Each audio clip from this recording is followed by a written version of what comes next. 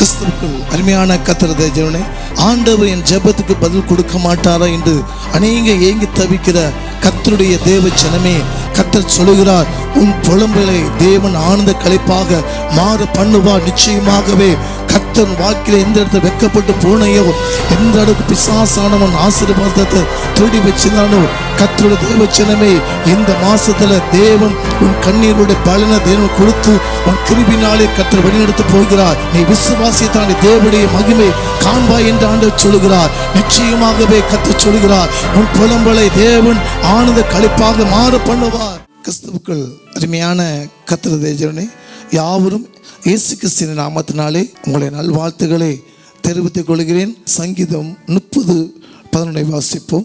என் புலம்பலை ஆனந்த களிப்பாக மாற பண்ணினீர். கர்த்தர் உன் புலம்பலை ஆனந்த களிப்பாக மாற பண்ணுவார். எதுக்காக துக்கப்படுகிறோம், எதுக்காக வேதனைப்படுகிறோம், எதுக்காக புலம்புகிறோம் என்று பார்த்தா, அநேக மனுஷிகமாக எடுக்கிற முயற்சியில் விழுந்து விடுகிறார்கள். கடைசியில் பார்த்தீங்கன்னா இந்த பழி கர்த்தர் மேலே விழுந்து விடும். கர்த்தரனை கைவிட்டுட்டார், கர்த்தரனை மறந்துட்டார். அநேக போதுகராகட்டும், ஆவிக்குரிய தகப்பனாகட்டும், எல்லாமே என்ன செய்வாங்கன்னா சில வேதனை வரும்போது விழுந்து விடுவார்கள், மனுஷீகத்தில் விழுந்துடுவார்கள். ஆனால் இப்போ பார்க்க போகிற காரியம், பரிசுத்த வேதாகமத்தில் ஒரு பெண்ணுடைய புலம்பலை தேவன் எப்படி மாற்றினார். அந்த பெண் பெயர் நகோமி. ரூத் 1:20 வாசிப்போம். அதற்கு அவள் நீங்கள் என்னை நகோமி என்று சொல்லாமல் மாறாள் என்று சொல்லுங்கள். சர்வ வல்லவர் எனக்கு மிகுந்த கசப்பை கட்டளையிட்டார்.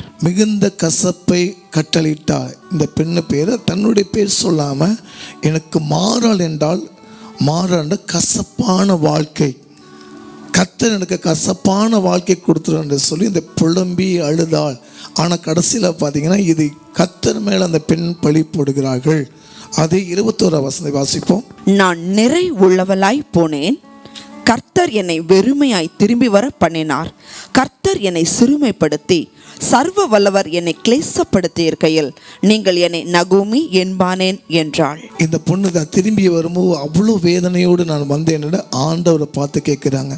ஆனால் இந்த பெண் சொல்வது, கர்த்தருடைய கசப்பு கட்டளை இடவில்லை, தேவனுக்கு மீறி பொண்ணு தவறு செஞ்சங்காடி தான் பிரச்சனை புடம்பு அவங்களுக்குள்ள வந்துச்சு. எப்படின்னா, அந்த பெண் பார்த்தீங்கன்னா பெத்லகேம் இருக்கிற பொண், அந்த பெத்லகேமில் ஒரு சிறிய பஞ்சம் வந்துச்சு.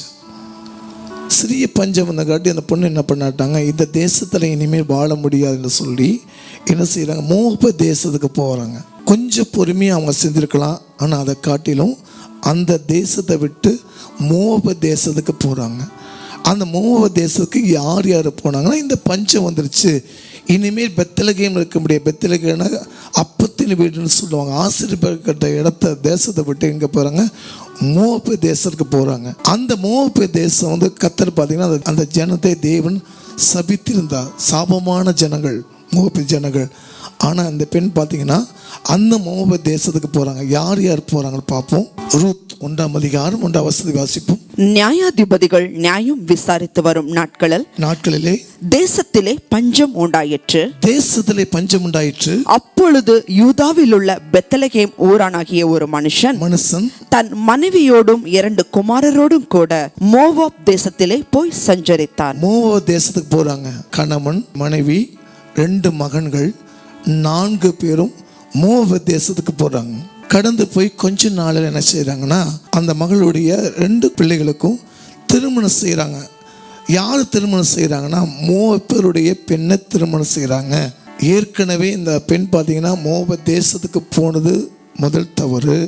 2வது, மோவாப் தேசத்தினுடைய தேவனால் அந்த ஜனங்கள் சபிக்கப்பட்டிருந்த ஜனங்களையும் இந்த ஆவிக்குரிய ஜீவத்தை விட்டு என்ன செய்தாங்க அப்படின்னா, அவங்க மோவாப் பெண்ணை திருமணம் பண்ணி 2வது தவறு. திருமணம் ஆயிடுச்சு, கொஞ்ச நாள் ஆகுது.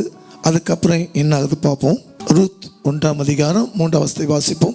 நகோமியின் புருஷனாகிய எலிமெலேக்கு இறந்து போனான், அவளும் அவளுடைய 2 குமாரரும் மாத்திரம் இருந்தார்கள். உன் விசுவாசம் உன்னை ரட்சிக்கும் ஆண்டவர் சொல்கிறார். பெத்லகேமிலே ஆசீர்வதிக்கப்பட்ட இடத்துல இயேசு கிறிஸ்து பிறந்த இடம் பெத்லகேமிலே, அந்த இடத்தை விட்டு மோவாப் தேசத்தை போய் முதல் காரியம் அந்த 2 பையனுக்கும் கல்யாணம் பண்ணாங்க. அவர் கணவர் எலிமெலேக்கு இறந்து விட்டார்.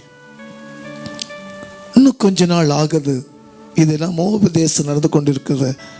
அதே ரூத் 1:5 எடுத்து வாசிப்போம். பின்பு மக்லோன் கிலியோன் என்னும் அவர்கள் இருவரும் இறந்து போனார்கள். அந்த ஸ்திரீ தன் குமாரர் இருவரையும் தன் புருஷனையும் இழந்து தனித்தவள் ஆனாள். கணவன் இறந்துட்டாங்க. இப்ப திருமணமாய் மோவாப் தேச பெண் கொடுத்த உடனே அந்த 2 மகனும் இறந்துட்டாங்க. இப்ப கணவன் இல்லை, 2 பிள்ளைகள் இல்லை, இப்ப 2 மருமகள் தான் இருக்கிறாங்க. 2 மருமகளில் ஒரு மருமகள் என்ன செஞ்சிட்டாங்கன்னா அவங்க தன்னுடைய குடும்பத்தோடு போயிட்டாங்க. ஆனால் ஒரு மருமகள் மட்டும் இருக்கிறாங்க. அப்போ அந்த பெண் என்ன செய்கிறாங்கன்னா, பேசாமல் நம்ம பெத்லகேமே போயிடலாமே ஒரு முடிவு எடுத்தார்கள். நம்ம ஊருக்கே போயிடலாம், ஏன்னா கணவன் இருந்தாச்சு, 2 பசங்க இருந்தாச்சு, 2 மருமக, ஒரே ஒரு பெண் மட்டும் நான் பெத்லகேமுக்கு வரேன்னு சொல்லி அவங்க தன்னுடைய மாமியார்கிட்ட அறிக்கை செய்கிறார்கள். அந்த பஞ்ச காலத்தில் போய் அப்போ இவங்க திரும்பி பெத்லகேமே வராங்க. பெத்லகேமே வரும்போது பார்த்தீங்கன்னா இவங்களுக்கு தன் கணவனுடைய வருமானம் கிடையாது, பிள்ளைகளோட வருமானம் இல்லை. பஞ்ச காலத்தை திரும்பி மீண்டு வரார்கள். இந்த அம்மா கேட்குறாங்க தன் மருமகள்கிட்ட. ரூத் 1:14 வாசிங்க. அதற்கு ரூத், நான் உம்மை பின்பற்றாமல் உம்மை விட்டு திரும்பி போவதை குறித்து என்னோட பேச வேண்டாம். நீர் போகும் இடத்திற்கு நானும் வருவேன், நீர் தங்கும் இடத்திலே நானும் தங்குவேன். உம்முடைய ஜனம் என்னுடைய ஜனம், உம்முடைய தேவன் என்னுடைய தேவன். தேவனால சபிக்கப்பட்ட ஜனங்கள். ஆனால் இந்த பெண் என்ன சொல்றாங்க, ஒரு மருமகள் தன் குடும்பத்தோடு போயிட்டாங்க கணவன் இறந்ததுக்கப்புறம். ஆனால் 2 பசங்களுக்கு குழந்தை இல்லை. இப்போ ரிட்டன் திரும்பி அவங்க பெத்லகேமே வராங்க. அப்போ இந்த மருமகள் சொல்லுவாங்க, ஒரு மோவாபியர் பெண்ணாக இருந்தாலும் நான் உங்கள் தெய்வத்தை நான் ஏற்றுக்கொள்கிறேன், உங்கள் தெய்வம் தான் ஏன் தெய்வம்னு சொல்லி இந்த பெத்லகேமே வரும்போது பார்த்தீங்கன்னா ஏழ்மையாக இருந்தாங்க.